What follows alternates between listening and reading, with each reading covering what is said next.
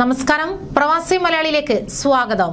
Gulf രാഷ്ട്രങ്ങളെ നടുക്കി പൊടിക്കാറ്റ്. ഒരാഴ്ചക്കിടെ കുവൈറ്റിനെ പൊടിയിൽ മുക്കിയ രണ്ടാമത്തെ മണൽക്കാറ്റ് ജനജീവിതം ആകെ താറുമാറാക്കിയിരിക്കുകയാണ്.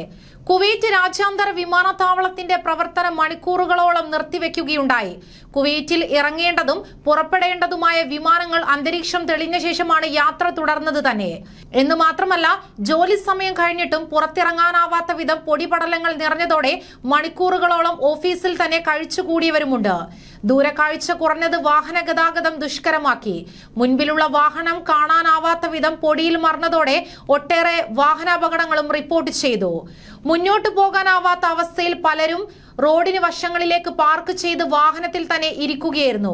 നിർമ്മാണ മേഖലയുടെ പ്രവർത്തനം നിർത്തിവെച്ചു. രാവിലെ മുതൽ ആരംഭിച്ച പൊടിക്കാറ്റ് വൈകിട്ടോടെ ശക്തമാവുകയായിരുന്നു.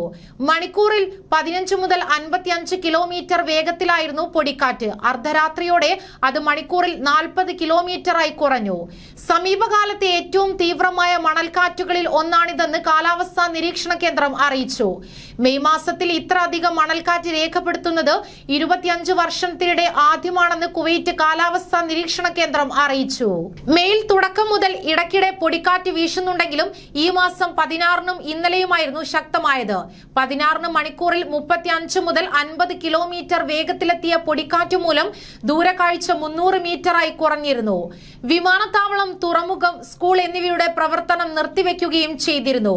കിഴക്കൻ സിറിയയിലെ ദർ എസുർ മേഖലയിൽ നിന്ന് പൊട്ടിപ്പുറപ്പെട്ട മണൽക്കാറ്റ് ഇറാഖിലേക്കും വടക്കൻ സൗദി അറേബ്യയിലേക്കും കുവൈറ്റിലേക്കും വീശുകയായിരുന്നു.